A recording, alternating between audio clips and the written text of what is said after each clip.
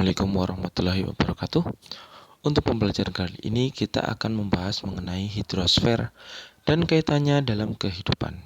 Jadi hidrosfer ini adalah lapisan air di permukaan bumi ya. Salah satu contohnya adalah danau ya. Danau merupakan salah satu penampungan air tawar di darat ya, yang cukup penting tentunya. Selain untuk kepentingan rekreasi, danau juga dipergunakan sebagai pembangkit listrik dan irigasi. Jadi pengertian dari hidrosfer. Hidrosfer adalah keseluruhan sistem air di bumi yang meliputi lautan, perairan darat, air tanah, es, salju, dan air yang ada di atmosfer. Air di alam ya terbagi jadi 3. Yang pertama ada air di permukaan bumi meliputi laut, sungai, danau, rawa, salju, es, dan gletser.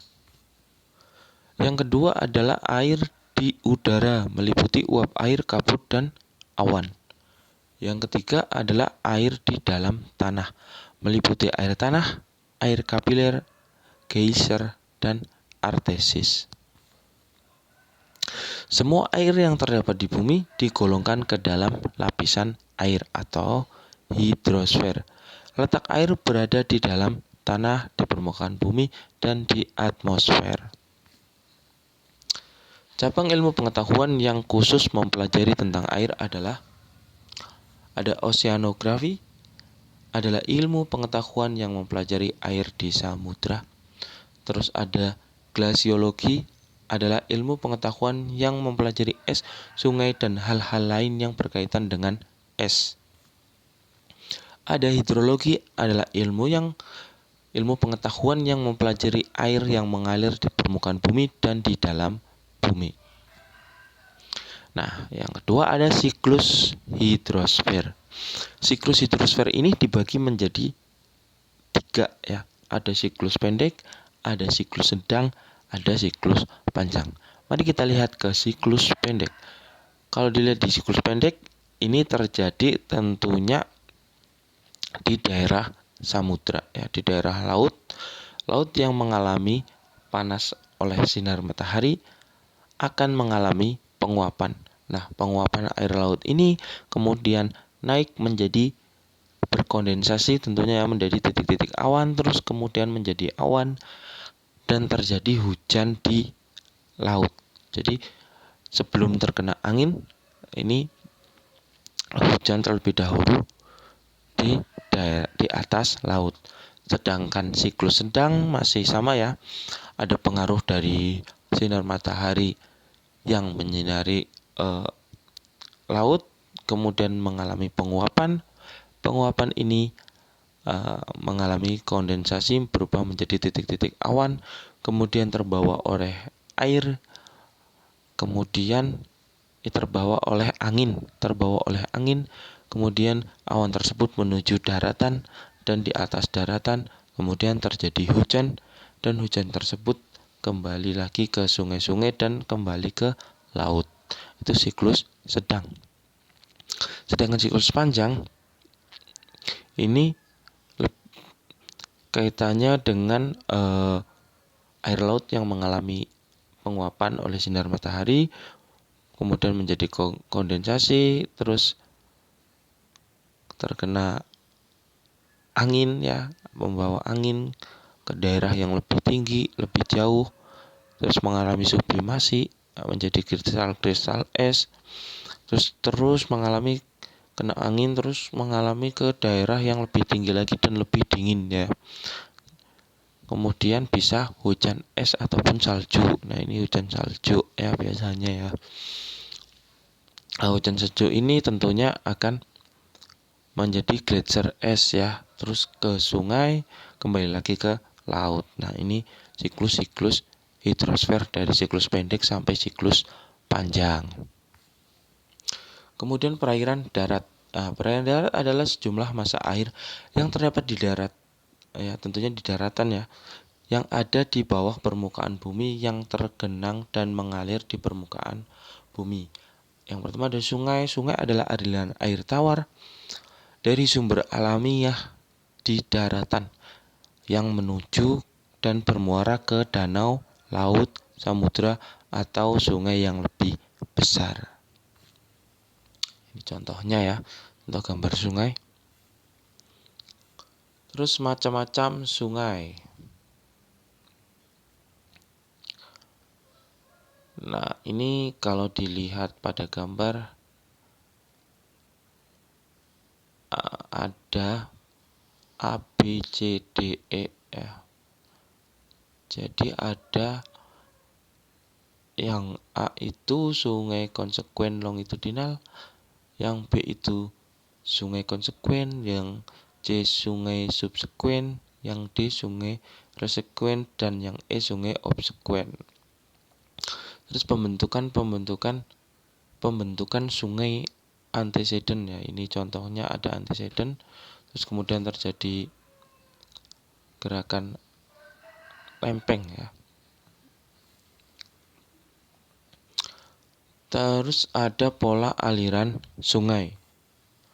Nah, ini pola-pola aliran sungai dari nomor 1 sampai nomor 6.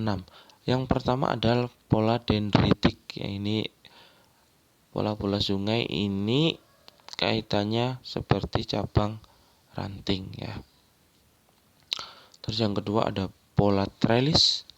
Yang ketiga ada pola rektangular. Yang keempat ada pola radial sentrifugal, yang kelima ada pola radial sentripetal, yang keenam adalah pola paralel.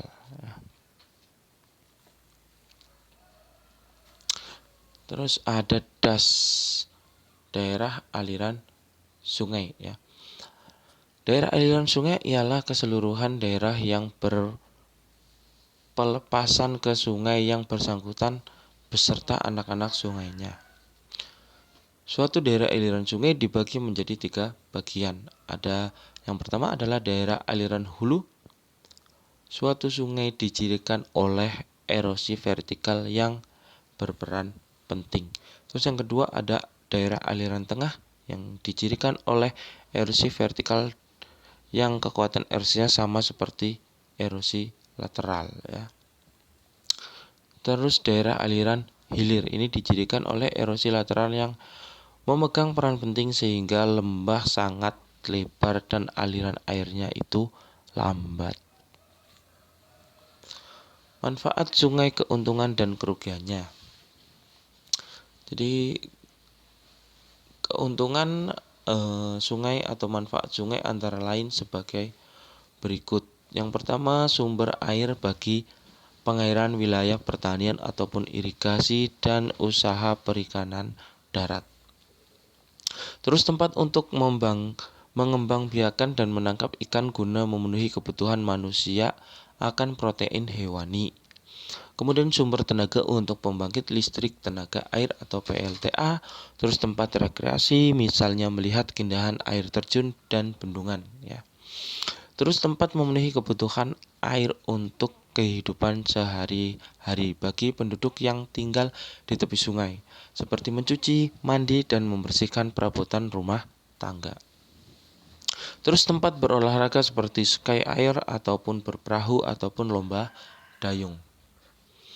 Kerugian sungai bagi kehidupan manusia yang tinggal di sekitar aliran sungai. Yang pertama adalah sungai merupakan media persebaran bibit penyakit seperti kolera dan disentri. Terus sungai menyebabkan polusi air, terutama sungai yang mengalir lambat di kota-kota yang penuh dengan sampah yang dibuang oleh manusia tentunya ya. Terus sungai dapat menimbulkan banjir dan mendatangkan kerugian yang cukup besar bagi manusia ketika tidak dijaga. Terus sungai dapat mengganggu wilayah pertanian di daerah aliran tengah dan hilir pada sungai-sungai yang bermeander, ini yang berkelok-kelok ya artinya. Terus yang kedua ada danau. Danau adalah cekungan di darat yang berisi air diam.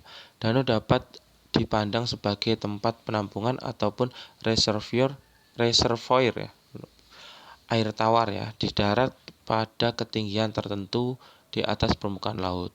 Proses terjadinya danau. Ada danau tektonik, ada danau vulkanik, ada danau dolin ataupun danau kars. Terus ada danau gletser, danau bendungan ataupun waduk, terus danau tektonon vulkanik. Ya, ini ketampakan citra satelit pada danau Toba merupakan danau tektovulkanik. Terus ada danau tapal kuda ataupun Oxbow Lake.